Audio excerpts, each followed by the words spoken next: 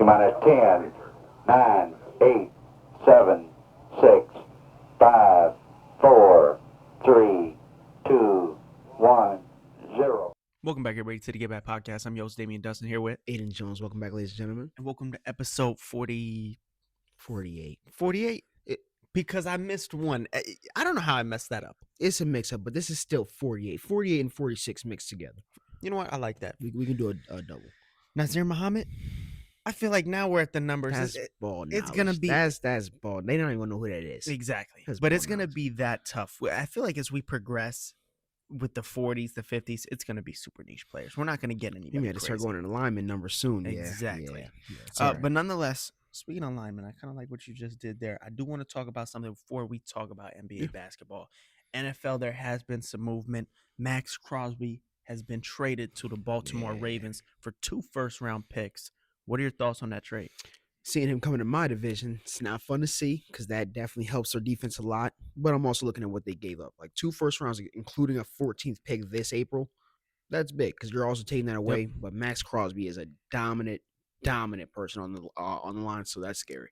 Yeah, I totally agree. I think getting 2 first-round picks on the Raiders side, though, is good compensation. For sure. Listen, we obviously know the Cowboys were in the mix too. They offered a first and a second. Baltimore, and Chicago was in the mix. It was a couple of good teams that were actually in the mix. But to get 2 first-round picks on top of yours, that just helps tremendously because they are going to select Mendoza with the first pick most likely. It'll be interesting to see, probably not this year, next year or two, what the Las Vegas Raiders look like. But nonetheless, it was a big trade in the NFL. I want to move on to the NBA, my guy. I feel like it's only fair. Playoffs I feel like they're just right around the corner. I mean, obviously we're starting to see the playoff picture. Like we have a playoff picture at the moment. Yeah, obviously we do have the return of Jason Tatum. Yes. That's the big story in the NBA right now, obviously. Coming off of in my opinion, I thought he was going to get triple-double. 15, 12, and 7. I thought the way that he was playing, I mean, obviously you see he started off over 5. Yep. After he saw that first dunk go in, good night. Because he didn't look like an injured athlete. He looked like a regular basketball player of Jason Tatum. Yeah, he looked like it was good to see. Yeah, he looked like the JT of old. And I thought he did a good job in the beginning of the game to just kind of get himself going by passing the ball, rebounding, kind of just working within the seams of the game and not trying to do too much. And that was the thing that I saw. I mean, like when he put up his first 2 shots, and everybody was kind of like the first 3 minutes. The vibe was off a little bit. Like they were all trying to get the ball to JT, trying to let him get his shots, get a little warmed up. JT kind of switched it around to them. Like he was trying to be the facilitator. He was trying to be the rebounder, and it worked out to where he could actually score the ball after. So it was good, a good game for him. Yeah, it was a great game for them. But for the Boston Celtics as a whole, probably not the best game injury-wise. As you get JT back, you do lose Nikola Vucevic, that's their 5. I mean, they got him for the sole reason that he can score, kind of stretch the floor. And for the reason that he can actually play the game. Kristaps didn't play at all. So for him to come in and actually be active, it was big for him. Yeah, he'll be reevaluated in 3 to 4 weeks. I actually think this could benefit JT. It can. I think JT, we always talk about the important. If the reason of bringing JT back was to make this finals run, I think JT's going to have to become comfortable with the physicality in his game. That's the biggest part of his game, driving to the cup, making those tough layups, getting those dunks. It was good to see him get that dunk off. But as the game progresses, as we get deeper and soon into the playoffs, games left. Yeah, you want to see JT drive into the cup at will how he used to. Yeah. And I think we will, to your point. I mean, I think you said something like this yesterday. When you're averaging 27, 28, 6 and 9, that's something that leaves a player. Like, you can go through injuries. Yeah. He came back, obviously, he got hurt last May, and he's come back as the 4th quickest player from an Achilles tear. That's still a player that can actually do something with his points when he was that prolific in the actual league. 100%, I agree. Question: does this affect Jaylen Brown's being the primary carrier of that game? I mean, he has the highest usage in the league, highest shots put up in the league. I think it could probably affect his usage. I don't think he'll take his shots away. I think JB this year has been extremely He's found his shots well. MVP candidate. I mean, obviously we've seen him force up some shots when they have to, but he's good at picking his And spots. he's one of the best 2-way, if not the best 2-way in the league. And this isn't like a plug-in, hey, we're just going to plug in Jason Tatum. Yeah. We're going to plug in Jason Tatum, the guy that you won a championship with. So who was your 1A? Like, it was a 1A and 1B, but that was the 1A. So I think they will. I think they'll go back to having that good chemistry. It's just going to take some time, just because JB got used to playing without him. Yeah. Where do you see Boston finishing this year? Do you see them finishing at number 2? It could be number 2, but when I look at the number 1 team, who hasn't been the best in recent terms, they have a chance to go up to number 1 because the Pistons are facing some problems. We go to the Pistons. Obviously, they still are number 1, 45-17. Past about 10 games, they haven't looked like the Pistons. And obviously, we look at last night without Cade, they lose to the Brooklyn lose on purpose Nets. That's who they lost to last night, who obviously snapped a 10-game losing streak against the number 1 team in the league. That's frightening to see when only your best player's out and you have just nobodies. Like you're facing nobodies and losing to them as the number 1 team without your best player. That's not a good look. Yeah, I totally agree. And I think I do think they have a chance to move up to that number 1 spot. Yeah. I'm talking about Boston. But I was also going to kind of hit you with a little reverse here. I think they could also probably go down to 4. There's a chance they could potentially go down to 4. I think Vucevic is a big injury in itself. Yeah. I think, like I said, I think JT's going to need a couple games to get acclimated. And in those couple games, I mean, if you throw up 2 losses, you're now the 3 seed. And because the Knicks have been playing phenomenal basketball. We'll talk about the Knicks a little later. They've been playing phenomenal basketball. They have. I think that's what I was going to say. Like, we've said this almost all year, and they have not slipped. After coming up from being 14th in the first 2 weeks, they've kept their name there. And you're adding a 5-time All-NBA player. Like, yes, off of injury again, yes, but that's still taking some attention off of JB, and he gets to even get a little bit more free than he has been. That is very true. I think you talked about a team I do want to talk about now. You talk about the Pistons. Yeah. Obviously, the Pistons lose to the Brooklyn Nets, which was a bad loss for them. I do want to talk about, obviously, in my opinion, they're going to stay in the number 1 seed. What about this team do you not like, even though they're sitting at number 1? The bench and their shooters. Like, you look at the trades they made, you got Duncan Robinson and Herter.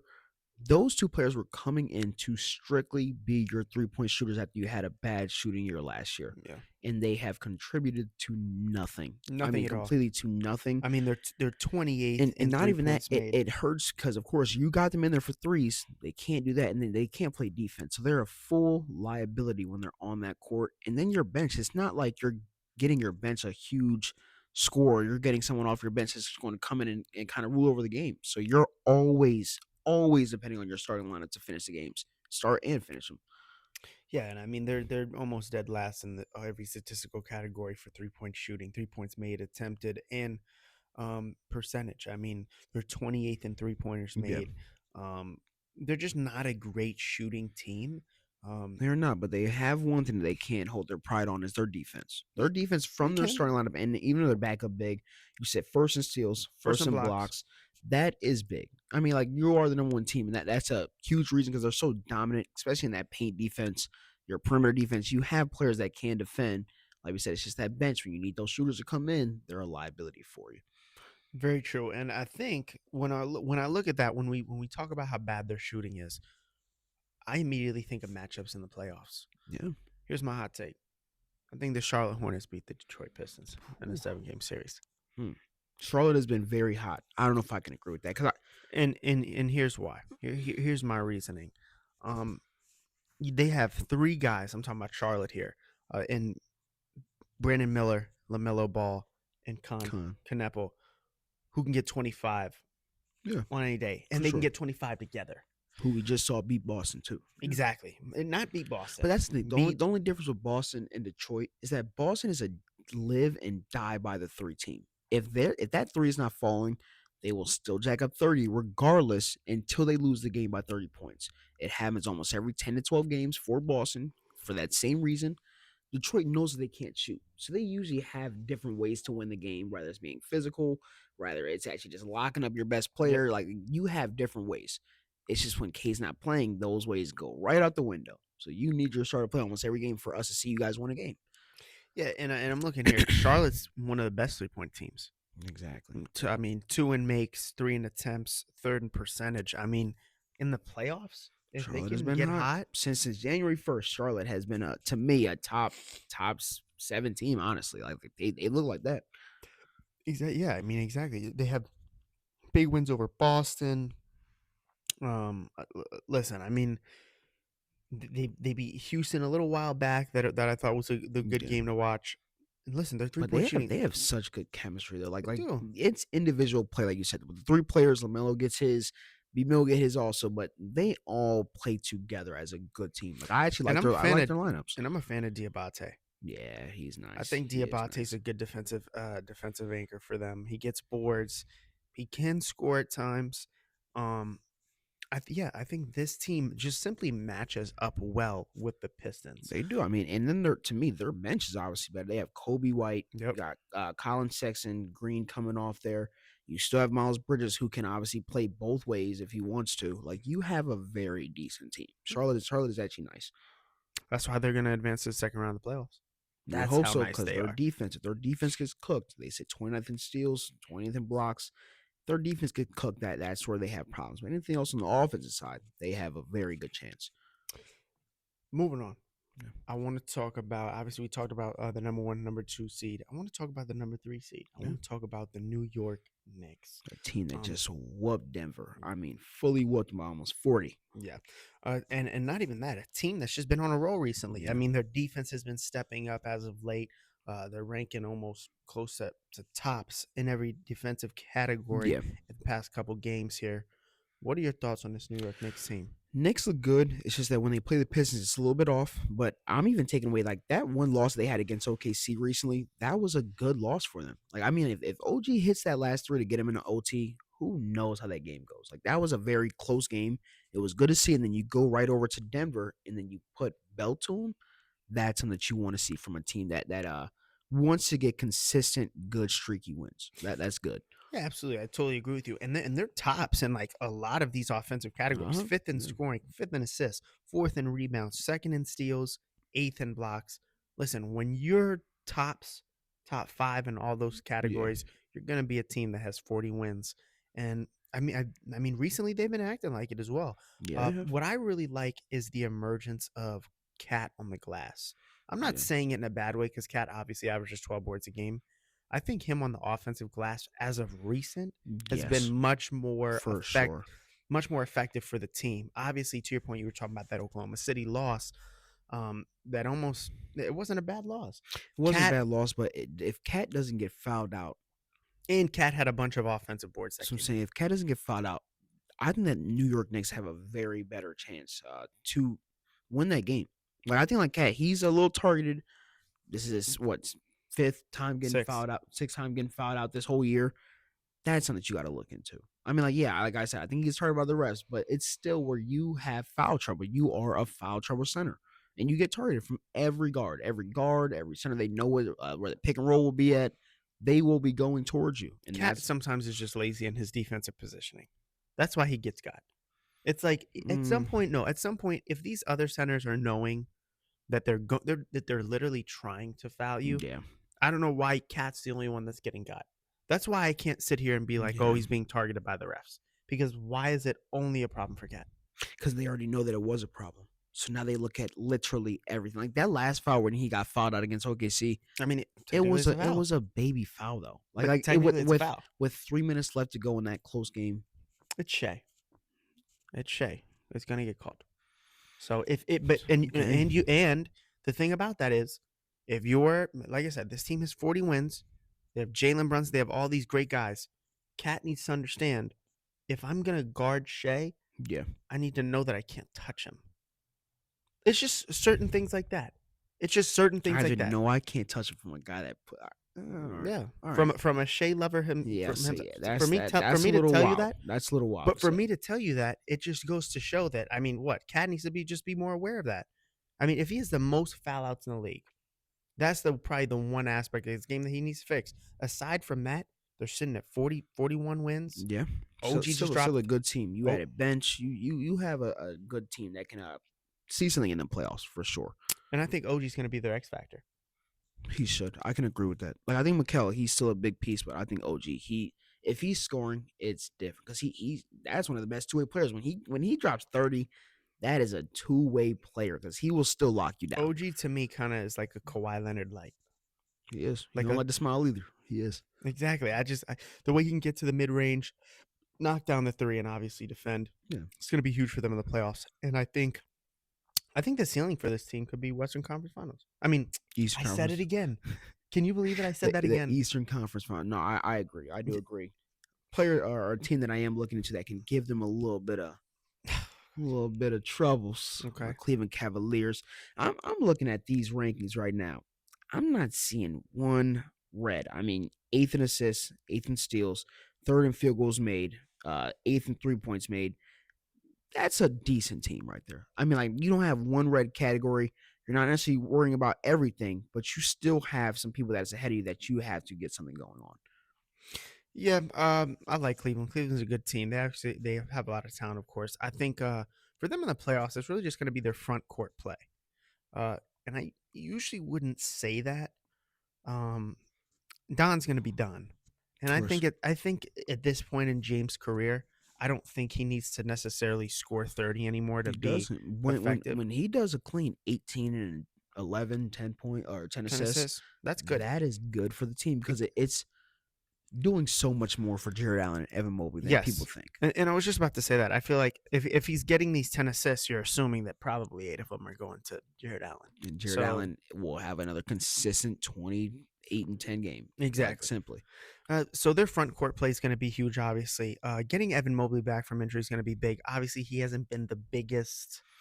Getting Donovan Mitchell back from injury right now is the biggest. Because, I mean, those games against Detroit, that first one was tough because we knew that we could have easily won if we even just had James Harden or Donovan Mitchell.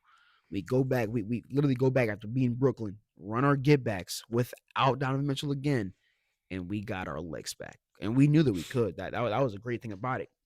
You see that there's just a little bit more star power. Like our bench comes in, Dennis Schroeder, Keon Ellis. Those are very good pieces that we added on, and it helps so much on the bench. So much. Yeah, I totally agree. I think another X factor. Listen, the X factor for the Cavs in the playoffs, in my opinion, is Sam Merrill. That's not bad. I think Sam Merrill's going to have to be big for them in the playoffs. He's going to be that 3-point shooter that I think takes the pressure off of the other guys when shots aren't falling. Yeah. He scored 9 points, I think it was, against Detroit a couple games back. And it was probably the biggest 9 points I've seen from a player. The threes came at at the right time. He plays defense well.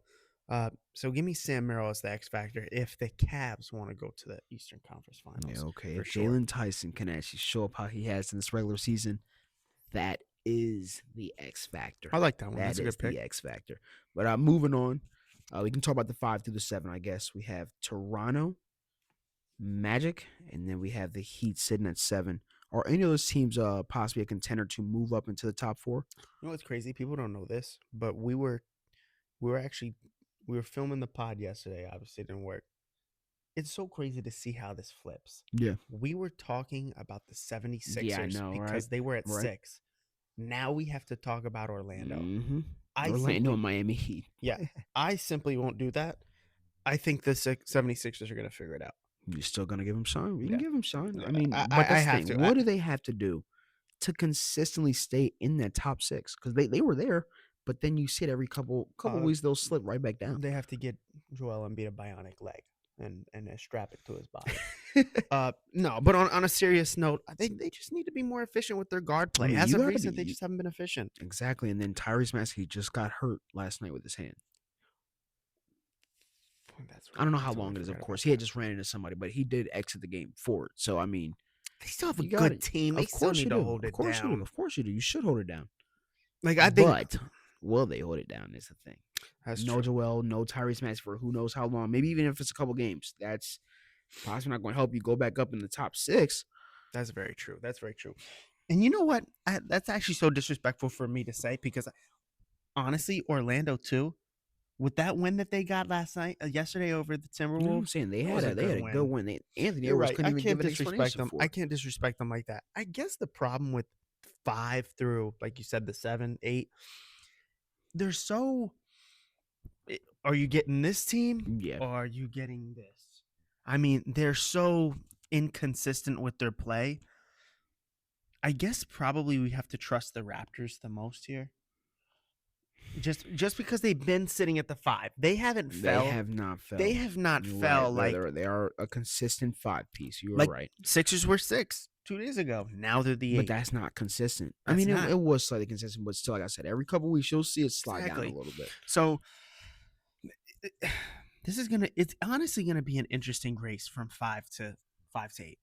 Because if the 76ers with Joel, let's say Joel comes back, which we don't know how that works, but Joel comes back, they're healthy. They play the Boston Celtics.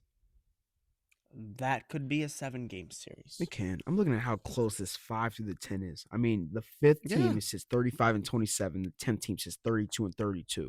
I think in a while, this is the first time the East is kind of like that because that's usually the West. The West is usually always kind of packed out, which it is right now still, of course. But the East is good to see some actual competition between the 5 and the 10 right now. Oh my God, it's awesome. Yeah, this is amazing. Like we would dog on the Eastern Conference so much, especially this year, and to see it finally starting to. It is, and I think too Atlanta's starting to heat up too with Kuminga and Jalen Johnson for sure. We talked about the Hornets, of course, but yeah, this is a closer race. I like it.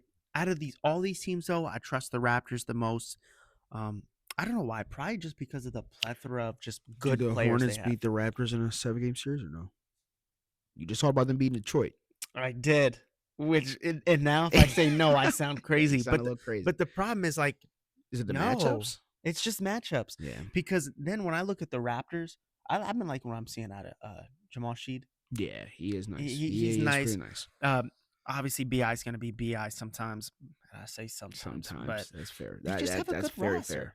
They have a decent Scotty. If Wemby and Chet didn't exist, Scotty Barnes is your DPOY. So that's actually a very good take.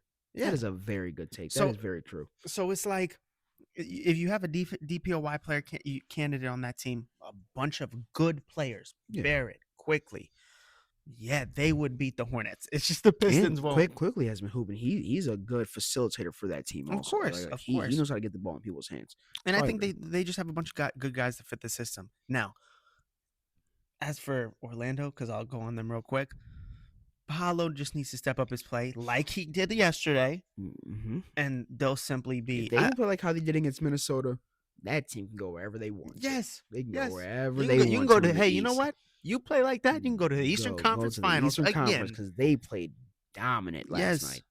So I do agree. So it'll just be interesting to see how the East shakes up.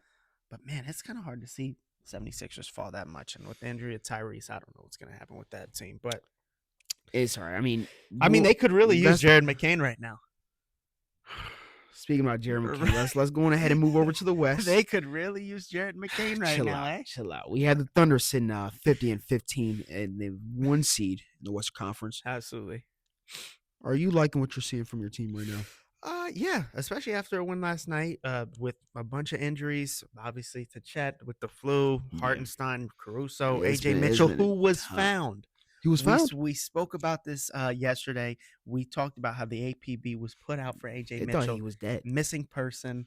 He's been found on the bench. That's good. That's good to get a seeing view of him because you didn't know where he was at. Exactly. That's good. But no, OKC, they're going on a nice run right now. 8-1 in their last 9. Yeah. Wins against Golden State, New York, Denver.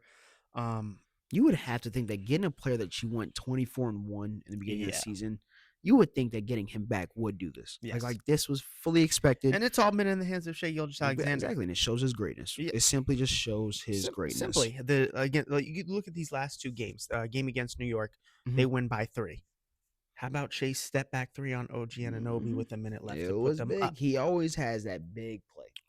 He always has the big play. Or how about OKC up 3 again against Golden State? Step back 3 again on Draymond to put them up 6 with about 30 seconds left. It's just Shea has that clutch gene. He has that it factor. He is the top two. He's a top 2. They running it back. We'll get into that in a second. Yeah, because I think there's somebody that can be a huge challenge for him. Number 2 That's so team, the crazy. San Antonio Spurs, who are now sitting 14-1 in their last 15 games. You had a little Wemby crying against the Clippers the other night. You don't think that team can give the Thunder any type of problems at all? I mean, we've already seen them give him trouble. They're 3-1 against OKC. They gave him troubles, but was it fully healthy troubles or was it? I don't think it really matters. Fully matters. No, When you comes back in the playoffs, that But yeah, it would matter if they were beating OKC by 5 or 6 points. They were blowing Oklahoma City out in those games. the last game you guys won. Yeah, without they had injury. The San Antonio had injuries, which is fine. And OKC also shot fantastic from 3 that game, which is unlike them. The thing about San Antonio is the whole Wemby project. The whole Wemby project. He's not a human being. He's not. Teams need to just figure out how to scheme against him. I think we talked about this in the playoffs. I was saying, what could even be the scheme to stop that type of player? Don't have a traditional 5 in your lineup. I'm sorry, Hartenstein is a great center, not against Wemby. You want someone that can actually stretch the 4 as a 5. Put in J Will or something, or put in Chet at the 5 and then J Will at the 4.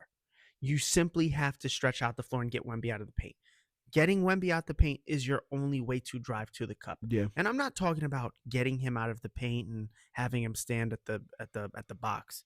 No. You need to get him out at the 3-point line. Yeah. Or outside of the you need to get him out of there. That can be good because I feel like he's so dominant in that paint no matter what. I mean, he had about 5 different blocks. It looks like it was on Cade Cunningham in one game from the same person. But I think the problem though with San Antonio is we've never seen them in the playoffs. Yeah. So we don't know. We also don't know what we're gonna get. I'm very confident in this team. In the playoffs. Of course. They look like they have multiple different ways of winning.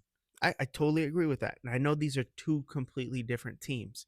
We saw one team win 50-something games and go to the playoffs for the first time, and they sucked. Yeah. And that was the Memphis Grizzlies. Yeah. I'm not comparing saying that Wemby team they never had you had a job. You ain't never had a no Wemby. That's what I'm saying. So it's a little different. I just do we really think their shooting has been dying down. Yeah. Recently, San Antonio to start off the year before the All-Star break, they were a top 10 3-point shooting team. Now they're 20th in percentage. They're 20th in percentage. 17th in makes, 15 attempts. These numbers are slowly going down. Obviously, 3rd in rebounds, 7th in blocks. Man, let's look at all the other categories. They're great. But where you get got in the playoffs is 3-point shooting. Yeah. Going on runs is predicated on the 3 in the playoffs. So simply, if they don't get hot, and they have the guys to get hot, but if they don't get hot, you can get Wemby out the paint. You can defeat San Antonio. And I think there's a couple teams that could do it. I think and we'll get into these guys too. Nuggets, Timberwolves, OKC. And the Rockets at times. The only problem with the Rockets is your point guard can't shoot a 3. Your starting point guard, who's not a point guard, and Amen, can't shoot a 3 to save his life. Yeah, but when you have Reed Shepherd who can come in and light it up, that's a big piece. That's a huge piece. It's a huge piece. When he's hot, it's a huge piece. Yes. Because it gives KD a lot of help. It does. I just... Man, you're looking I don't think Reed Shepherd is going to be the savior. He shouldn't be the savior, but if he has 2 good games, that definitely helps him out. Yeah, I think like that can give them. They only lose 4-2 if he has 2 good games. Yeah. They only. Yeah, you're right. No, you're very right. I mean, I don't see them beating the Spurs, but they are sitting at number 3. They just took over the helm from the Timberwolves. Man, this is so different than when we were reading it yesterday. Yeah. It's a little bit odd.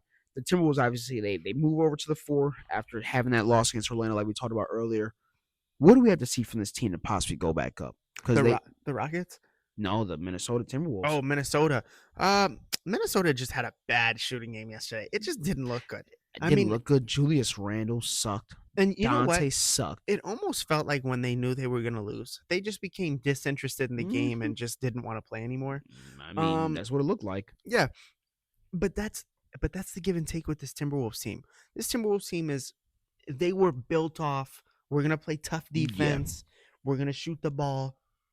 but those guys also have a tendency of screwing the pooch on all those aspects. They do, and that's what I'm saying. It'll be that one game where you just see it just look terrible. But you know terrible. what? If you injected me with Timberwolves Nuggets basketball for the first round, I wouldn't complain not one bit. I wouldn't complain at all. I think that's a great matchup. Just as a basketball fan, like that's going 7 games. That has 7 games written all over. I can, but the Nuggets got to get there first, man. The Nuggets, they have to get there first. I don't really know what's been going on. I mean, you're looking at a team where you have Yoke averaging 28, 12, and 10. Jamal Murray, who has put up numerous 35, 40-point games this season. In more ankle recent sprain terms. now. Now it looked bad, by the way. I saw it. It looked bad. No, it did. It looked bad. It looked pretty bad. I don't know how far this team. I don't know how far this team can go, and we haven't said that about Denver in a very long time.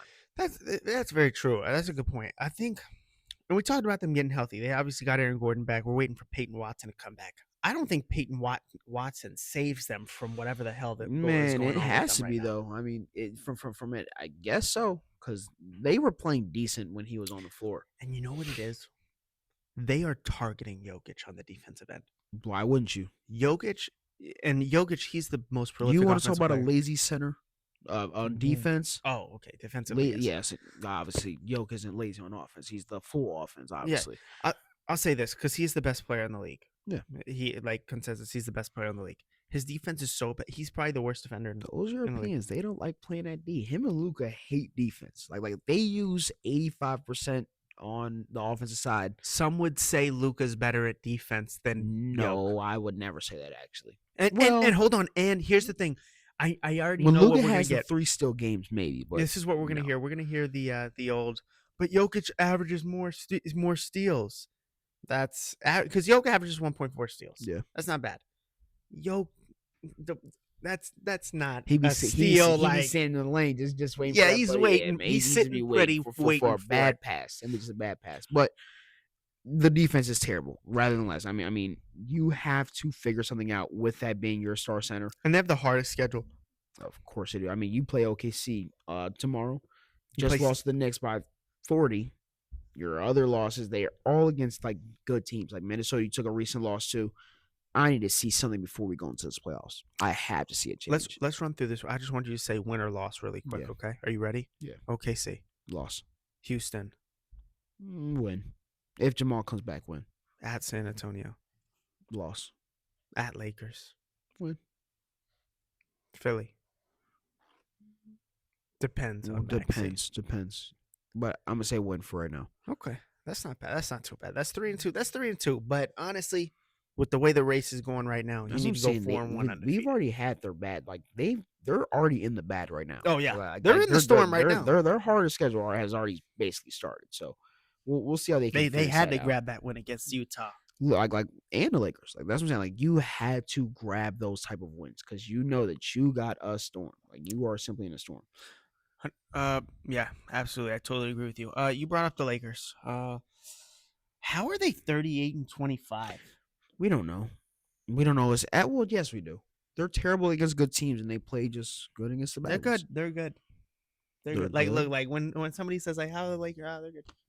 All right, like that's it. Luka still has not shown us that he wants to play defense. Rui Hachimura, I'm surprised he hasn't been traded yet.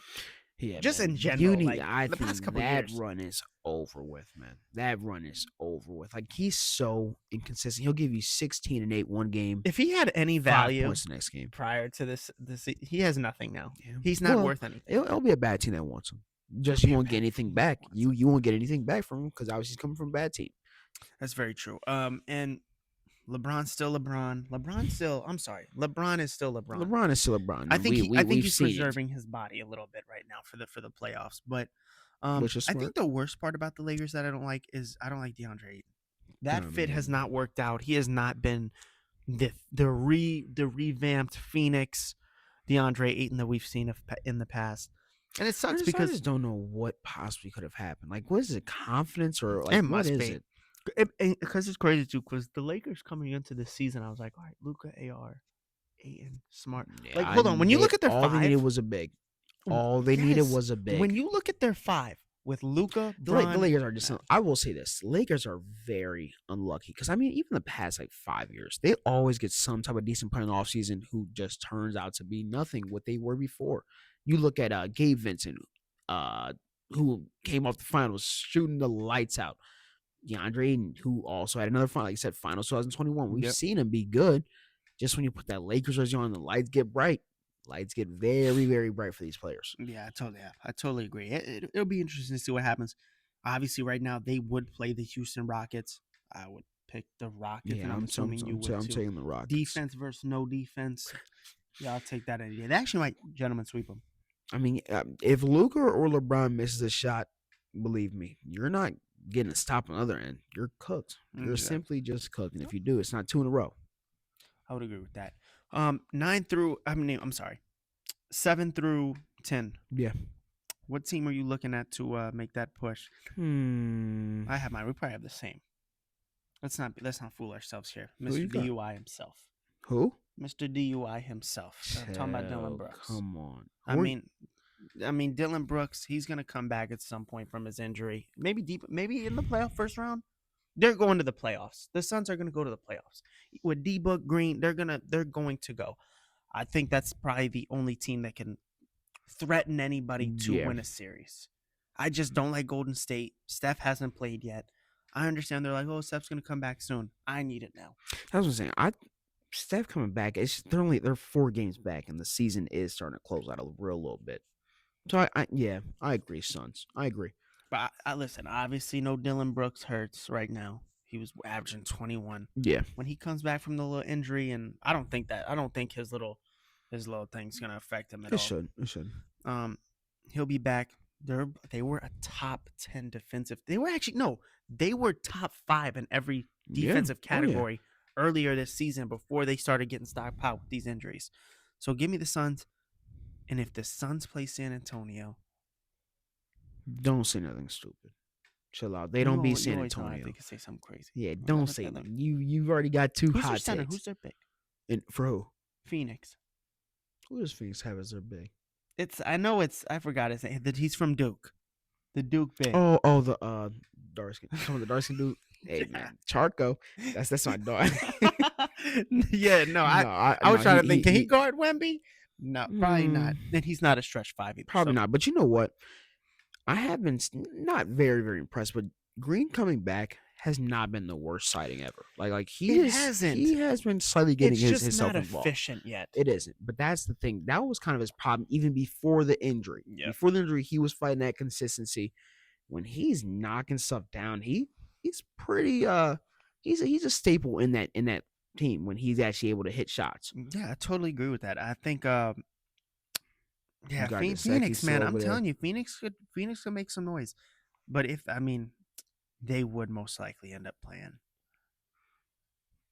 Damn, and OKC, you know what they would do. They would get spat on. You know what they would do, bro. They would get spat. Like, they're gonna get spat on regardless who they play. Crazy to say the Clippers would be an interesting matchup for the Spurs. I think the Clippers can be an interesting matchup for anybody only because of Kawhi Leonard. Kawhi Leonard, I think he can lock up your best player, unless it's Wemby. That's the. It's not locking up Shea. It's just they don't on a one-on-one matchup. He can. I can't say this on the mic. No. A full 5v5 when the rest of Shea's team is completely way better than him. I can't say this on the mic. The NBA won't let them lock up Shea. That's what I'm saying, gang. Because you know that he Shea will get those free throws. Shea will get the free throws. Kawhi would. He would lock him up. Foul out. hey, I guess that is a good take. That is a good take. It's just their whole team. The whole rest of the Clippers team compared to everybody else, that's where you're their backcourt alongside with Kawhi, Benedict here healthy, Darius Garland, Benedict Mathurin, who I think Benedict Mathurin is a two-way player. Yeah. I think we can fully say he's a two-way player. Yeah. And Kawhi, it's almost like they're missing a Zubac. Like, obviously, you get Benedict Mathurin. They are. But it's almost like you're missing a Zubac. If you were who was very big for them. Like, I think he was one of the most underrated centers in the most underrated league. bigs. If you told me to start off the season, we could do the whole season over, and the Clippers had the starting 5 they have right now, but some reason they didn't have to trade Zubac, and Zubac's still on the team, it's tough. I agree. It's top 5 Zubac team. was pretty big. Top 5 team. Easily. They would get so like they're getting knocked out of that first round. The easily Clippers now? Yeah, of course. against anybody because the rest of the team is doo-doo. Not doo-doo, but Not dude. I think Ty Lue has them playing defense hard. It's just, to your point, when it's closing time and it's just Kawhi. I mean, yeah, it does become difficult for them to win. And that's simply why they blew the 25-point lead. I can agree. Speaking about knockouts, I want to speak about the UFC man. card last night. We had Oh, UFC man. 326. A little bit of strange things I'm that done happened. with the BMF. A BMF title No. fight Um, has become a 25-minute grappling match. How are we feeling about getting a little grappling match for our BMF? I'm gonna sound like such a casual, and I honestly don't care. No, I think a lot of people agree. The BMF, we need to put rim. It needs to be like when you play UFC 5 and you do stand and bang or something. I'm sorry, if BMF That's means, what it's supposed to stand for. Yes. like that's literally, obviously we can't say the name, but that's what the BMF. I used to be stands such a for. Charles fan. I wanted him to get knocked out. I actually wanted him to get flatlined. I didn't want to get knocked out because you know what? Obviously, that was one thing. I wanted Max to win, but I came on this and I said that if he gets that wrestling, it's wraps. It was wraps. But so crazy. Charles on the feet was actually tagging Max like A little bit, yeah. for the 2 minutes that For we the, saw. yeah, for the 30 seconds, yeah. For the 2 minutes that we saw out of 25 minutes, Charles was finding him, and I mean that's simply being simple, real. The way that he is able to get someone down on their back is crazy. I mean, I get that the last 2 years, I think people forgot that Charles was like that. That is one of the best, if not the best. Well, for One of right the now, best he's the grapplers. best grappler at the moment in the UFC. I mean, like you obviously had could beat before, but Charles has the most submissions in history, most finishes. He's so known to this. And I think people forgot that like this is his game. He's so strong. I told you he had an advanced 50-50. He's starting to get the back. I mean, the triangles, everything worked in his favor last night. Yeah, and Max just couldn't defend a takedown to save his life, which was so weird. So upset. I mean, when I say I was so upset, like not even like I wanted Max like just like knock him out. We all love Charles no, too, after- but you know what? I was just so upset with the After fight. about the third round, I was like, Max, I want you to just knock out Charles so bad. Like, I just want you I to just wanted him to get up. Like I think like we saw him get tired after each round, and it was sad to see. Cause like we knew that he had it. It was just It was. And you couldn't stay on the feet to save your life. back to the whole BMF thing. I don't think. Listen, Charles is not a BMF. When I think of BMFs, I'm not thinking of Charles Oliveira. I think it's kind of weird. And you know what? That's so messed up for me to say because I remember yesterday we were talking about it, and I was like, man, if Charles wins, like, Yeah, no, we the thought way he in was which- gonna win by being the BMF. yes, no, but he won by just figuring. I was gonna say something crazy. That was about to be wild. I ain't gonna fry. I heard that, but no, sir. I mean, genuinely. I mean, that was. He was just sniffing his crotch for 25 minutes, and I'm Thank you. cool. And I'm cool on that. I just simply want to see a little more. It's good for the UFC. This is MMA for the BMF. No. This Exactly. is the one belt that we're supposed to get where it's like, nah, bro. Stand and bang. Stand and bang for 25. Exactly. Only thing, who's gonna get in there and stand and bang with Max for 25? Justin Gaethje. My goat's gonna die. Oh goat's gonna die. I mean, we're no, gonna get into that next episode. My goat's But gonna yeah, I want to talk about Caio Borralho against Rainier de Ritter, who I think for 3 minutes just imposed as well. Yeah. I think Caio obviously the quitter is not good. I think he's starting to show that he's fraudulent. He is fraudulent, but you know what? Kyle had his hands so far down that whole fight. I mean, he was begging to be just knocked out, begging for it at that point. Yep. And he just kept tagging. I mean, every time it looked like it was like a method that he used, like where if your hands are down, I know you're gonna come towards me. He caught him almost every time. single time, every Yep. time, and that goes against Rainer. I almost said something crazy too. Rainer de Ritter. That's not somebody I can see going back into any title contentions. Anything. I just No, don't he's see just it going to in- be a decent prospect. He will be a decent top Guy. top 7, top 10 prospect. Yeah, simply. who's just not getting a belt. Simply. He's going to be the Yeah. the cannoneer. For sure. That's a good one. Oh, Cannonier's a little older, but Yeah. he'll kind of just be that floater, like, hey, nobody can fight. Just fight him for us. Might as well. Yeah. But obviously, next week we're going to get into the UFC Freedom card, the White House card. We'll get into that a little Yes, later sir. next week. I thought it was a pretty good episode, man. What do I you do think? too. I think episode 48 hit. I'm okay with this. You got anything else you want to talk about? I'm pretty good. Make sure you go follow, subscribe to the Instagram, TikTok. IG, Apple Music, Come on now. YouTube, all platforms. You know we on there. The Get Back Podcast. Thank you so much, ladies and gentlemen. I'm Damian Dustin. Ian Jones. Thank you, ladies and Get wild.